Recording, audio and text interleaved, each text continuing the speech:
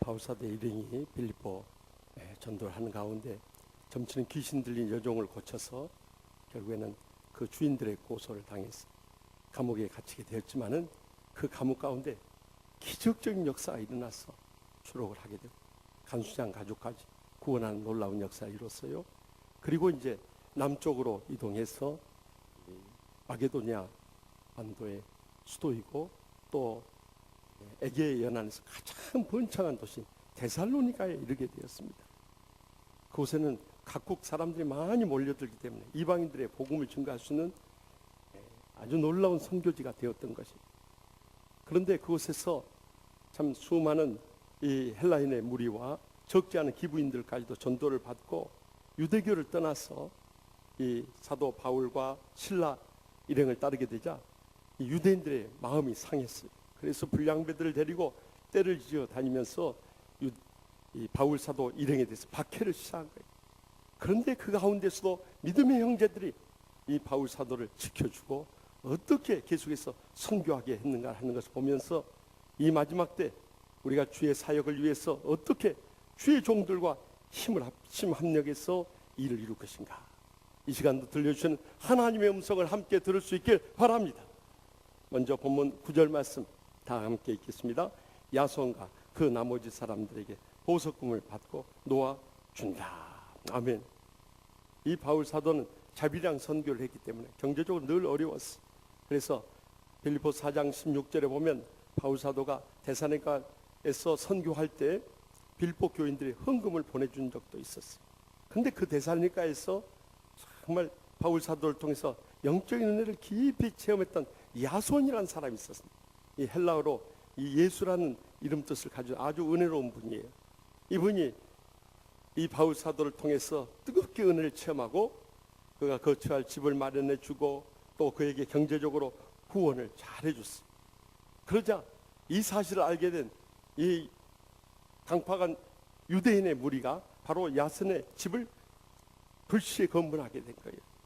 그런데 이미 바울 사도 일행은 떠난 뒤였어. 그래서 야손을 끌고 가서 그 믿음의 형제들과 함께 가서 이 읍장 앞에 끌고 갑니다. 여기 읍장이라는 것은 city officials라고 해서 그때 당시 그 성의 치안을 관리하던 관리들이었던 거예요.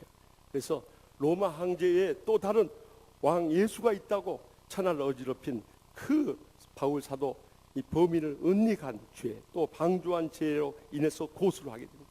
그래서 감옥에 갇힌 이 그들이 보석금을 내고 그 믿음의 형제들과 다 다시 풀려나게 돼요. 이 야손은 그때 보석금이 얼마나 됐겠어요? 요즘에 돈으로 환산한다면 적어도 수천만 원 됐겠죠. 그런데 믿음의 형제들까지 다 같이 풀려나려고 하니까 아마 수억 원의 돈을 자기가 희생해 가면서 그 믿음의 형제들까지 다 건져내는 아름다운 미덕을 보여주고 있습니다. 물질까지도 아까워하지 않고 주님이 일하는데 온전히 드려주며 섬기는 이 야손의 믿음을 통해서 주의 일에 그들이 합심합력했던 것을 볼 수 있습니다. 바울 사도는 그때 그 야손의 아름다운 선행을 잊을 수가 없었어요. 그래서 후에 로마에 보낸 편지 가운데 그때는 로마에 이주해서 신앙생활하고 있는 야손을 향해서 로마서 16장 21절에 야손에게도 안부를 전해줄 것을 부탁하는 감동적인 장면이 거기에 기록되어 있는 것을 찾아볼 수가 있어요. 여러분, 하나님께서는 우리가 주신 물질을 아까워하지 않고 주일하는데 힘써 드려주고 귀하게 쓰임받기를 간절히 바라고 계십니다. 그런데 많은 때 우리는 세상에는 돈을 펑펑 쓰면서 주님의 일을 하는 데는 인색할 때가 얼마나 많이 있습니다. 한 자매가 남자친구를 사귀는데 결혼하고 싶은 마음이 생겼어. 근데 한 가지 의미 있다면 만날 때마다 데이트 비용을 너무 펑펑 써버린 거예요. 그래서 그의 엄마에게 자문을 구했어요. 이렇게 이 남자친구가 너무 돈을 잘 쓰는데 어떻게 하면 좀 절제할 수 있게 할 수 있는지 그 방법을 가르쳐 달라고 그랬어요. 그러자 그 엄마가 한마디로 이렇게 대답하더랍니다. 그거 걱정할 거 없어. 결혼하면 저절로 해결돼 그러더래요. 왜냐하면 결혼하고 나서 마누라에게 돈 펑펑 쓰는 남자들이 없으니까요. 여러분, 우리가 세상적으로도 정말 인색해야 할 때 인색하고 쓸 때 써야 되는데 많은 때 주의를 하면서 인생하고 세상에 펑펑 쓰고 있으니 이 얼마나 안타까운 일입니까? 왜 하나님께서 우리에게 물질의 복을 주셨습니까? 어차피 우리는 빈손으로 왔다가 빈손으로 떠나갈 수밖에 없는 인생이에요. 그 물질을 가지고 주님과 고통당하는 이웃들을 위해서 의미 있게 보람되게 쓰며 하나님의 영광을 드러내라고 그 복을 부어 주신 것입니다. 그래서 그 세상에서 가장 엄청난 고난을 당하고 참 말할 수 없는 인생의 밑바닥에 있었던 욥이 욥기 1장 21절에 뭐라고 고백합니까? 이르되 내가 못해서 알몸으로 나아싼 즉 또한 알몸이 그리로 돌아갈지라 주신 이도 여호와시요 거두신 이도 여호와시오니 여호와 이름이 찬송을 받으실 찐이다 하고 고백하지 않습니까? 바로 이 욥이 청지기 신앙을 가지고 있었기 때문에 그는 그 인생의 밑바닥에서도 다시 일어나서 갑절의 복을 누릴 수 있었던 거예요. 우리도 이 물질을 주님과 고통당하는 이웃들 위해서 의미 있고 보람되게 했을 때 하나님께서 계속해서 여러분의 여생과 자손들에게까지도 복을 부으실 줄 저는 확실히 믿습니다. 부족한 종이 미국에서 이민 목회할 때 정말 하나님 앞에 바치는 헌금도 분에 넘치도록 하시고요. 또 어려운 유학생들, 또 교인들, 또 선교사님들 열심히 돕는 한 장로님이 계셨습니다. 하루는 그 장로님에게서 300불짜리 수표가 왔어요. 그래서 이거 무슨 돈이냐 하고 전화를 걸어봤더니 목사님 목회하시면서 공부하시는데 책이라도 한 권 사보시고 또 가족들이라도 식사라도 한 끼니 하시라고 제가 조금 보냈습니다. 그러신 거예요. 정말 300불이요. 그때 유학 당시는 얼마나 큰 돈인지 몰라요. 그래서 너무너무 고맙습니다. 뭘 이런 것까지 신경 쓰십니까? 간두시지 마시죠 하면서 너무너무 정말 큰 도움을 입었어요. 근데 나중에 알고 보니까 그분이 유학으로 왔다가 사실 경제적으로 어려워서 공부를 포기했어. 그러니까 어려운 사람들을 이제는 내가 도와야겠다는 사명을 가지고 그 일을 하는 거예요. 저뿐만 아니라 많은 유학생들 또한 이 교인들 선교사님들까지 그렇게 돕는 거예요. 그런데 하나님께서 빈손 들고 시카고에 왔던 그 장로님 가정을요 복을 부어주셨어요. 지금은 시카고에서 제일 큰 자파 회사를 차리게 되었어요. 그 자녀들까지도 다 복받고 잘되는 이런 은혜를 입게 된 거예요. 그 외에도 많은 장로님, 권사님, 집사님들이 저희 유학 시절에 그 이민 목회를 하면서 어려운 가운데 있을 때 많이 도왔어요. 사실 저는 그분들에 대해서 은혜를 다 갚지 못했어요. 그래서 정말 이 방송이 시카고에 방송이 됩니다. 기독교 방송을 통해서 방송되는데 저는 그곳에 있는 도움을 줬던 모든 장로님, 권사님, 집사님들에게 이 강단을 통해서 감사하다는 마음을 전하고 싶어요. 또 그분들을 위해서 늘 잊지 않고 새벽마다 기도하고 있다는 이 마음을 꼭 전하고 싶습니다.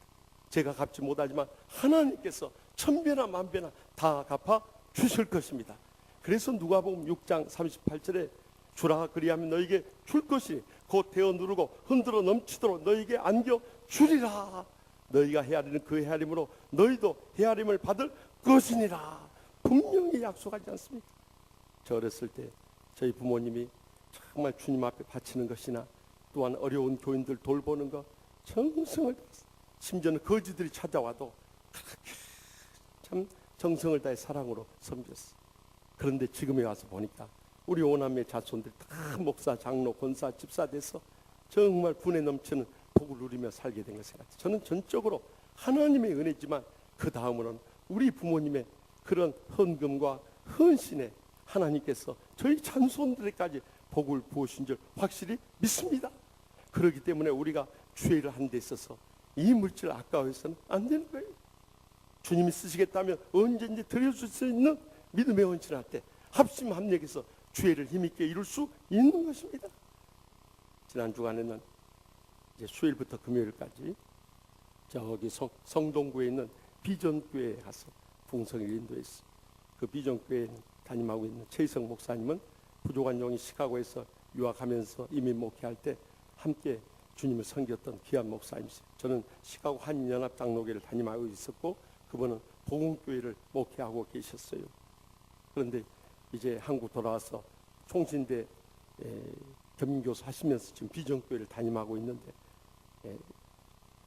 귀국한 지 얼마 안 돼서 제가 그 교회 가서 여전도에 수련을 인도했는데 이번에 또 교회가 뜨겁게 부흥해가지고 이제 성전 건축을 앞두고 봉성을 하니까 목사님 먼저 성전 건축을 했으니까 경험도 들려주시고 은혜도 나누게 해달라고 초청해 줬어.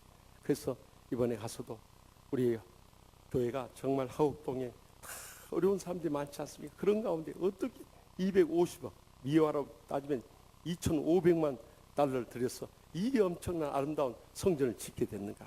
제가 많은 간증들을 했어요. 그 가운데서 저는 지금도 잊을 수 없는 정말 감동적인 것은 모든 장로님, 권사님, 집사님들이 다 어려운 여건 속에서 하나님 앞에 헌금을 하는 거예요. 돈이 있어서 헌금한 게 아니에요. 물질이 있으면서도 안 하는 사람들 많았어요. 그러나 물질이 없는 가운데서 믿음으로 하는 그 모습이 너무나 감동적이었어요. 그 중에서 가장 잊을 수 없는 교회는요, 남편이 공사를 하다가 현장에서 사고가 나서 세상을 떠났어요. 그래서 그 보상금으로 받아서 저기 마포 공덕동에 조그만 상가를 분양을 받았는데 그 분양받은 남편의 생명의 몫으로 받은 그 핏값과 같은 그 돈을 하나님 앞에 헌금하는 거였어요. 저는요, 토요일 오후에 목자 권사님을 통해서 그 소식을 듣고 그 집사님을 바꿔주는데요, 제가 전화하면서 얼마나 울면서 기도했는지 지금도 그 모습이 잊혀지지 않습니다. 여러분, 그런 믿음의 헌신이 있었기 때문에 오늘의 우리 치유하는 교회를 이루게 되었고요, 또 하나님께서 천배나 만배나 그 여생과 자손들에게 다 갚아주실 줄 믿으시기 바랍니다. 그러므로 우리가 주님과 고통당하는 교인들을 위해서 물질을 학가하지 않고 섬기며 주의 일에 합심합력하게 될 때 우리 자신만 은혜 받고 축복 누리는 것이 아니라 자손들까지 다 복을 누리고 하나님 나라 위해서 귀하게 쓰임 받으며 크게 영광 돌리게 될 줄 확실히 믿습니다. 계속해서 본문 11절 말씀을 다 함께 읽겠습니다. 베레마에 있는 사람들은 데살로니가에 있는 사람들보다 더 너그러워서 간절한 마음으로 말씀을 받고 그것이 그러한가 하여 날마다 성경을 상고함으로. 아멘.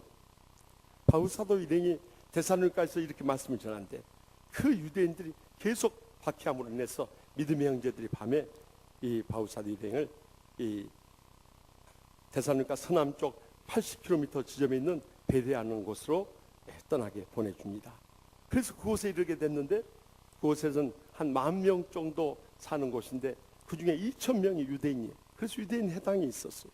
그곳에 도착하자마자 바울 사도는 가장 먼저 그 유대인 해당에 들어가서 복음을 전하게 돼요. 그런데 베레아 사람들은 데살로니가 사람들보다 더 마음이 너그러서 간절한 마음으로 말씀을 받는 거예요. 여기 마음이 너그럽다는 단어가 헬라 원어성에 보면 유게네스테로이라는 단어를 쓰고 있어요. 그것은 유는 좋은이라는 뜻이고 게네스는 가문이라는 뜻인데 직역하면 좋은 가문의 사람이라는 뜻이고 또 의역을 하면 좋은 가문에서 자라난 좋은 성품을 가진 사람이라는 거예요. 그래서 이들이 마음밭이 좋으니까 하나님 말씀을 간절히 사모하며 더 잘 받는 거예요. 그래서 말씀을 받는 것으로 그치지 않고 집에 가서 날마다 성경을 상고했다는 거예요. 이 상고한다는 단어는 상고 시대를 말하는 상고란 뜻도 아니고 김대중 노무현 이명박 대통령이 다녔던 상고도 아니고 이 상고의 뜻은요, 헬라어로 아나크리논테스라는 단어를 쓰고 있는데요, 자세히 조사하고 검토하고 연구한다는 뜻이 있어요. 그러니까 하나님 말씀을 그냥 듣고 지나치지 않고 또 계속 묵상하면서 연구해 나갔다는 거예요. 우리가 몇 년 전에 하나님은 말씀하십니다라는 클래스를 통해서 수요일 밤마다 창세기로부터 요한계시록까지 우리가 구약 성경에 나는 예수 그리스도의 그 표상을 계속 찾아가면서 연구하고 함께 은혜를 나누지 않았습니까? 그렇듯이 그때 당시는 구약 성경밖에 없으니까 구약 성경에 나타나는 예수님에 대한 예언과 그 신약 시대의 성취를 계속 검토하고 조사하고 연구하면서 공부했다는 것입니다. 이처럼 헬라 기부인들과 남자들까지도 이렇게 말씀을 받는 가운데 유대인들뿐만 아니라 많은 사람들이 돌아와서 그들이 말씀의 깊은 은혜를 받고 더 나아가서 행함으로 주의 일에 합력했던 것입니다. 여러분, 우리가 물질이 없어도요, 하나님 말씀 받아서 은혜 받으면 복되게 살 뿐만 아니라 하나님의 나라를 위해서 크게 일하게 되는 것입니다. 그러므로 우리는 날마다 말씀을 받고 이 말씀을 그냥 아는데 그치지 않고 실제로 행함으로 열매 맺는 삶을 살아가야 할 것입니다. 한 목사님이 행함 있는 믿음에 대해서 강조했어요. 잘못된 것이 있으면 말씀을 받는 즉시 고쳐나가야 한다고 강조를 했어요. 그랬더니 앞에 있는 한 교인이 갑자기 신발을 벗더니 양발을 벗어서 다시 신더래요. 그래서 목사님이 설교하다 말 지금 뭐 하시는 겁니까? 그랬더니 목사님께서 지금 잘못한 거 바로 고치라고 했죠. 내가 아침에 오면서 양발을 거꾸로 신어버렸거든. 그거 고쳤습니다. 그래서 목사님이 할 말이 없었다는 거예요. 그러나 여러분들 또 말씀 바로 행하라고 양말 바꿔 신지 마십시오. 냄새납니다. 우리가 마음밭을 어떻게 갖느냐에 따라서 말씀을 받는 모든 반응이 달라지는 거예요. 마태복음 13장에 보면 4가지 마음밭이 나오는데요. 가장 먼저 길가 마음밭은 말씀의 씨가 뿌려지자마자 새가 와서 그것을 쪼아먹어버린 거예요. 우리가 말씀을 받아서 은혜 받기 전에 마귀가 와서 그 말씀을 탁 채가버려요. 그러니까 그런 사람들은 구원의 확신도 없고 영적인 체험이 있을 수가 없는 거예요. 그런 사람들은 불신앙의 죄를 회개하고 예수님을 구주로 영접하고 성령 충만함을 간구할 수 있길 바랍니다. 두 번째 마음밭은 돌밭과 같은 마음밭이 있어요. 환난과 핍박 가운데 마음이 굳어질 대로 굳어져 있는 거예요. 그러니까 매사가 부정적으로 비판적으로 표현할 수밖에 없는 거예요. 그런 사람들은 십자가의 사랑의 용서를 통해서 지난날에 우리의 상처를 줬던 어떤 원수라도 다 용서할 수 있길 바랍니다.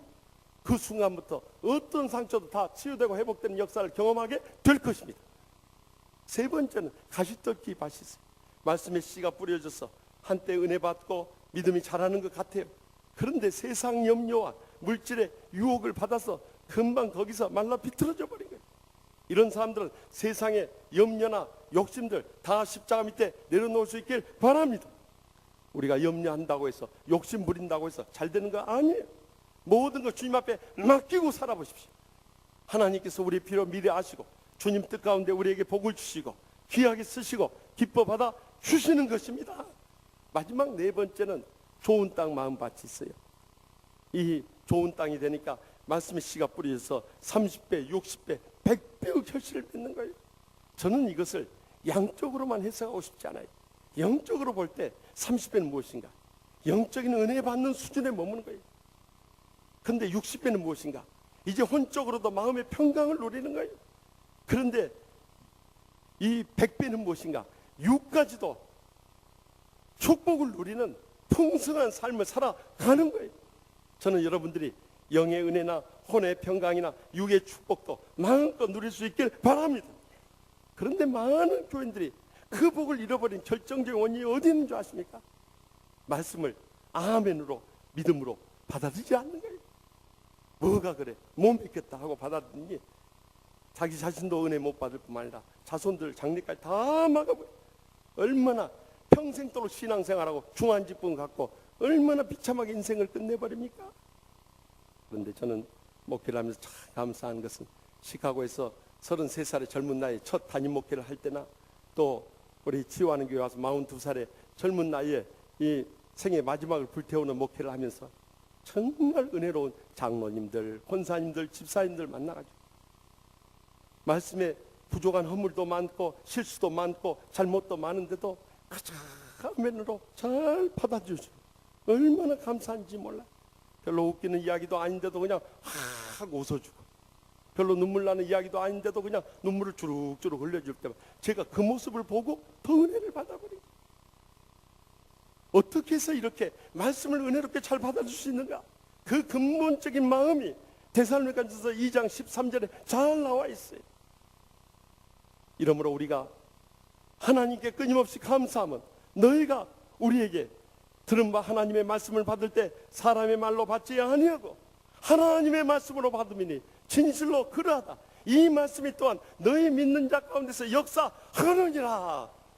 여러분 어느 종이 이 강단에 서서 말씀을 전하든 간에 하나님께서 저 세우신 종을 통해서 친히 나에게 말씀하신다. 이 믿음으로 받아들여 버리세요. 얼마나 은혜가 되고 축복이 되는가요?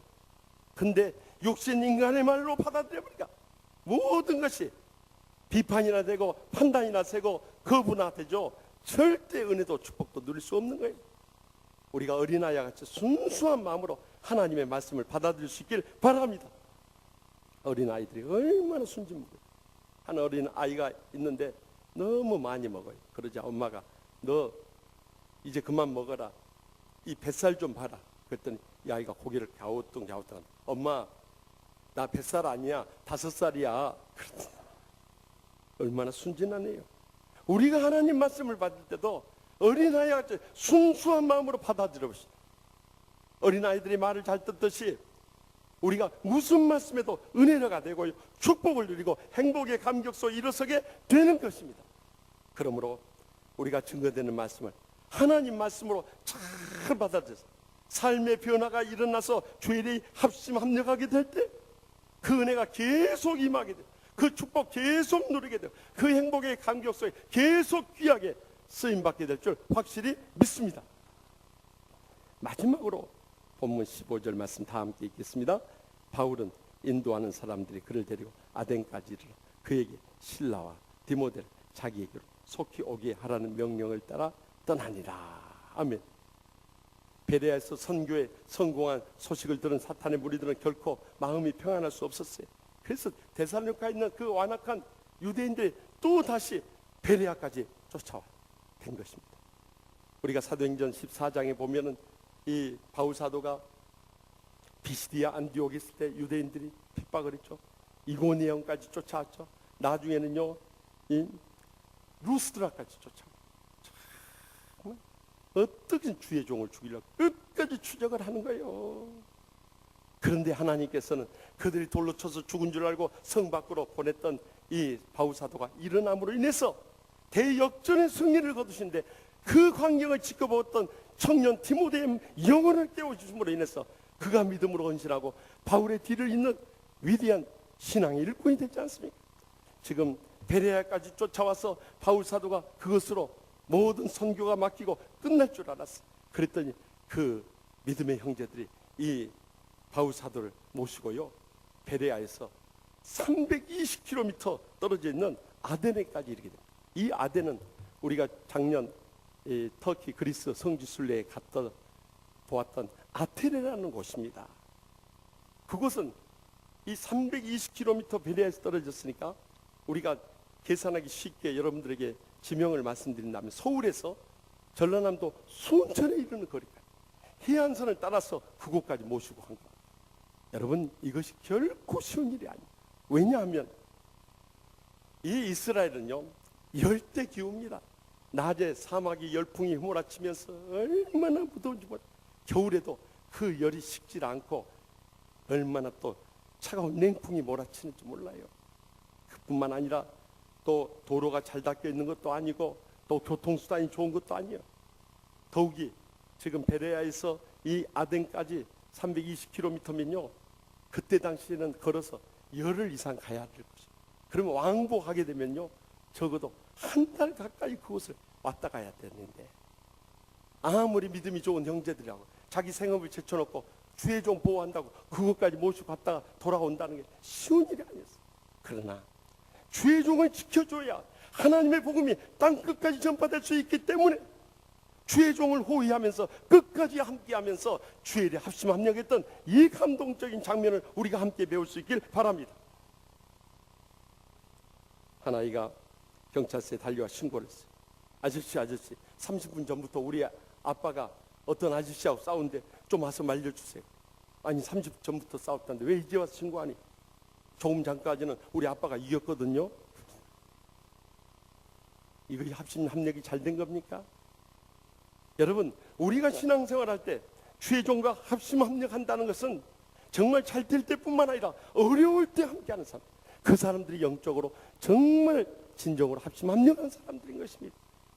때로는 주의 종에 대해서 서운한 거 있고 상처받은 거 있고 내가 받아들이기 어려운 거 있고 내 마음에 못마땅한 거 있어도 위에서 기도해 줄 수 있고 사랑으로 허물을 덮어줄 수 있고 그까지 붙잡을 수 있는 이 믿음, 바로 그런 사람들을 주의 종도가 합심합력해서 큰 역사를 일으키게 하신 것입니다. 그래서 지금까지 한국교회가 이렇게 살아있는 것은 우리 어렸을 때 우리 신앙의 선조들인 부모님들이 또 할아버지 할머니들이 얼마나 주의 종을 잘 받들었는지 몰라요. 그러나 지금은 제가 지난번 전국 남선교회 연합회 수련회에서 가서도 그렇고 전국 장로회 연합회 수련회 가서도 제가 분명히 했습니다. 왜 주의 종들을 오늘날 고용인 취급을 하냐 이거예요. 내 말 잘 들으면 그대로 데리고 있고 내 말 안 들으면 그저 내쫓으려고 몸부림을 치는 오늘의 세태를 보면서 이것이 말세의 징조가 아니겠냐는. 그러나 지난날 우리의 신앙의 선조들은 주의 종들을 하나님 다음 대하듯이 섬겼어요. 저기 섬에서 목회하는 한 젊은 목사님이 그 바닷바람을 헤치면서 신방을 다녀. 근데 어떤 정말 가난한 할머니 집사님 가정에 갔는데 집사님 집에서 떡을 이 만들었는데 얼마나 손이 더럽던지 그냥 떼자국이 거기에 다 아무도. 그래가지고 또 새카만 차를 이렇게 가져다 준데 이게 뭐냐고 그랬더니 콜라라고. 그런데 목사님 돌아다니면서 바람도 부는데 얼마나 추위에 고생했냐. 그래서 그냥 속 좀 푸시도록 따끈하게 끓여놨습니다 하고 내놓더래. 그런데 그 젊은 목사님이 그 할머니 집사님의 사랑에 감격하면서 그 떡을 다 맛있게 먹고 그 맛 그 김 빠진 콜라 그것도 따끈따끈하고 저는 안 먹어봐서 모르겠습니다만 얼마나 참 역겹게 먹었겠어요. 그래도 감사한 마음으로 받았다. 그 할머니 집사님의 사랑이 젊은 주의 영의 마음을 감동해버려요. 저는 요즘 목회하면서 우리 성도들에서 꼭 그 심정입니다. 정말 존경하는 우리 선임 장로님, 우리 황준웅 장로님 비롯해서 심호하신 장로님들, 또 은퇴하신 원로 장로님들까지 정말 얼마나 제가 여러분도 잘 아시다시피 허물도 많고 부족한 점도 많고 정말 내세울 것도 없고 내세울 것이라는 인물밖에 뭐가 있습니까? 제가 아무것도 내세울 거 없는 사람이에요. 그런데도 늘 사랑으로 덮어주시고 감싸주시고 붙잡아주시는 걸 생각할 때 저는 새벽마다 정말 여러분들 위해서 기도할 때 눈물 없이 기도를 못해요. 하나님 아버지, 제가 무엇이간데 이런 사랑을 받을 자격이, 이런 대접을 받을 수 있고 이렇게 은혜롭게 행복하게 목회할 수 있습니까? 지난 화요일에도 영등포 노회가 있었습니다. 사실 영등포 노회에서는 이 목사 임원들은 부회로 서기부터 창을 올라가서 노회장까지 된대. 제가 금년에 서기로 있기 때문에 이번에 부노회장이 될 차례였습니다. 그런데 작년 가을 노회 마치고 우리 선배 되시는 노회장님이 저에게 그래요.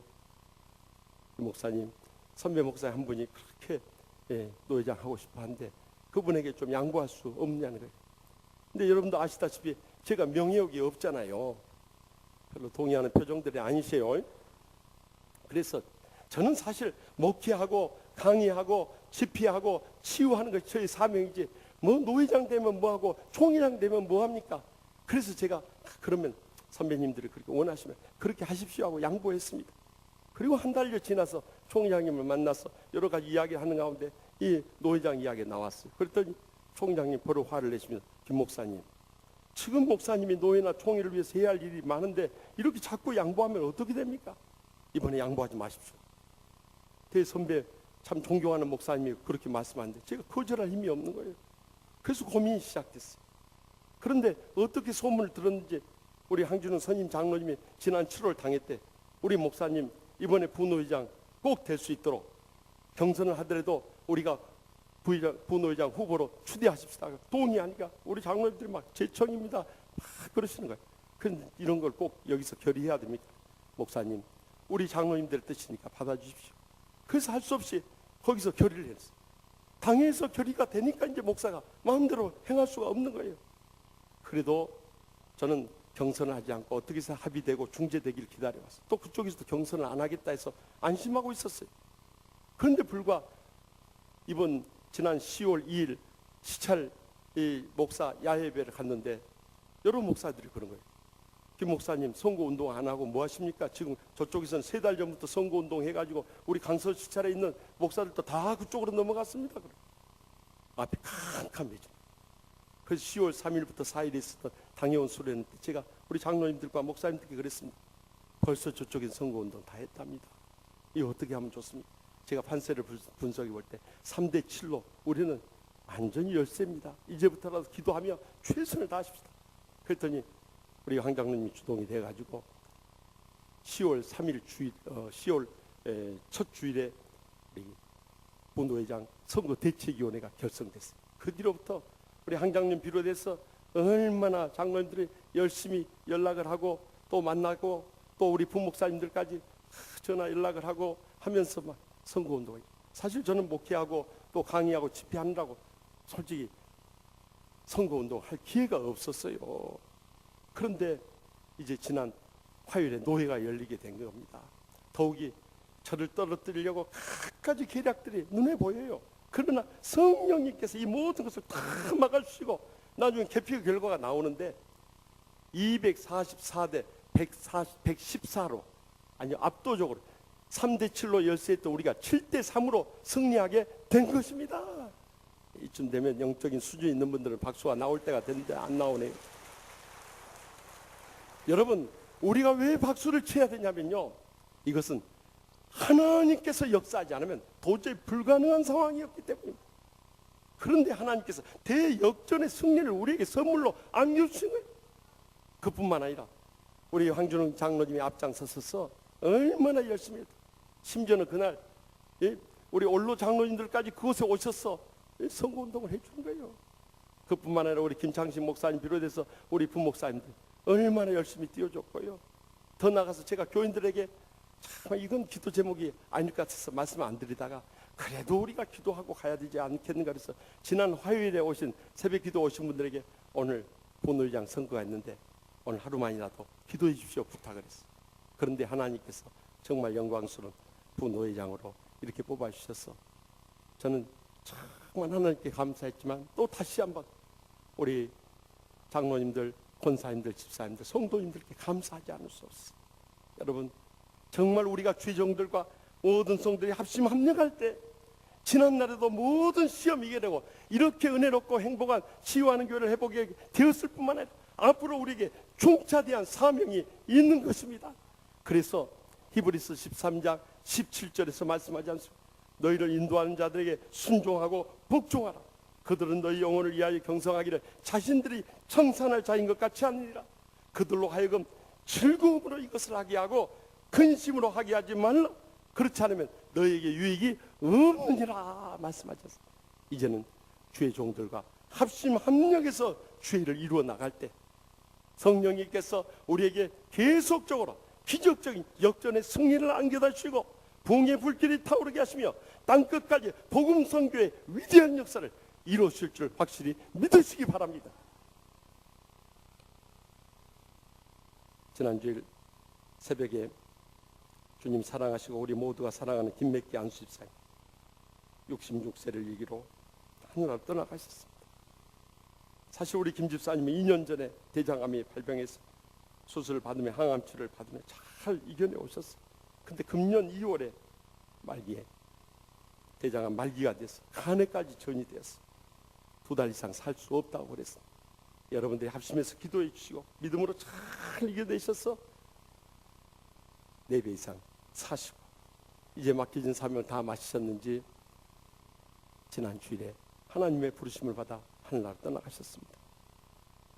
제가 김 집사님을 처음 배운 것은 15년 전에 우리 치유하는 교회 왔을 때 방송실에서 하루 종일 그곳에서 테이프와 CD를 제작하고 계셨습니다.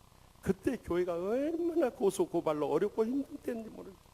그런데 집사님은 하나님 편에 서서 거의 매일 교회에 나오셨어요. 신체 장애에 불편한 몸을 이끌고 그 구성전 엘리베이터도 없는 그 성전에 3층 이 계단까지 오르셔서 방송실에서 하루 종일 일하셨어요. 오늘 본문에 나온 믿음의 형제들처럼 자신의 물질까지 쏟아가면서 테이프와 CD 제작을 해서 부족한 종의 말씀을 널리 전하는데 힘쓰셨어요. 또 돌아가시기 전까지 알파 양육 교재를 다 만들어 놓고 떠나가셨어요. 그뿐만 아니라 그는 먼저 자신이 하나님 말씀에 큰 은혜를 받았어요. 항상 저를 받으면 어떻게 목사님 그렇게 말씀을 은혜롭게 하시느냐고 정말 우리 목사님 같이 은혜롭게 능력 있게 말씀을 전하는 목사님 안 계신다고 그저 저를 격려해 주곤 하셨어요. 더 나가서 끝까지 주의 종을 늘 지켜주면서 제가 병문안 갈 때마다 늘 하시는 말씀 오히려 저를 위로하시나고 목사님 힘내세요. 목사님 제가 병상에서도 기도하고 있습니다. 이 말을 끊이지 않았어요. 더 눈물 났던 것은요, 사실 지난 금요일이 우리 교회가 어려울 때 정말 어느 누구보다도 교회를 위해서 충성을 다하셨던 사무장을 역임하셨던 고 윤대원 장로님 사주기를 맞았습니다. 그래서 제가 집회 중에 저기 대전 현충원에 가서 우리 목회자들과 함께 그 유가족들과 함께 추도 예배를 드리고 올라오는 길에 그 사교구 담당 목사님 그런 마지막으로 우리 김맥기의 안수 집사님 병문안을 갔을 때 신방을 마치고 나오려고 하는데 김맥기 집사님이 그러더랍니다. 담임 목사님께 제가 목사님을 너무도 사랑한다고 그 말 꼭 전해주세요. 그런데 사실 제가 정말 우리 김 집사님 돌아가시기 전에 그거 들었더라면 먼저라도 신방을 갔을 겁니다. 근데 뒤늦게 그 이야기를 듣고 나서 얼마나 그것이 마음에 걸리던지. 그날 돌아오는데 창밖에 비가 쏟아지는데요, 내가 좀 더 부지런을 내서 우리 김 집사님 떠나기 전에 가서 집사님, 저도 집사님 너무도 사랑해요 하고 그 고백을 하고 왔어야 되는데 그렇지 못하게 그렇게 마음에 걸리는 거예요. 사랑하는 성도 여러분, 목회를 하다 보면은요, 정말 우리 목사들은 교인의 사랑에 가슴 아파하고 눈물 흘릴 때가 한두 번이 아닙니다. 또 그런 사랑을 받을 때 내가 어떻게 목숨을 바쳐서 저 양떼들을 끝까지 사랑으로 섬기며 축복되고 행복하게 할 수 있을까요? 모든 것을 다 쏟고 싶은 것이 이 목자의 심정입니다. 그래서 사랑하는 성도님들이 먼저 하늘나라 떠나가도 그분들의 그 감동적인 신앙의 모습은 가슴속에 잊혀지지 않고 또 어디 가서나 그분들의 신실했던 삶을 증거하지 않을 수 없습니다. 여러분, 우리 인생 이제 잠시 왔다가 떠나갈 수밖에 없는데 남은 생애라도 우리가 오늘 믿음의 형제들과 같이 주님을 위해서 물질을 아껴하지 않고 섬기고요, 또 하나님 말씀 잘 받아들여서 우리 삶 가운데 열매를 맺고요, 끝까지 주의 종들과 함께 주의 일에 합력할 때 하나님께서 우리의 남은 생애를 복되게 하시고 귀하게 쓰실 뿐만 아니라 우리 자손들도 우리의 뒤를 이어서 신실한 주의 일꾼들로 하나님 앞에 큰 영광 걸린 복된 가정들 모두가 이루게 될 줄 확실히 믿습니다.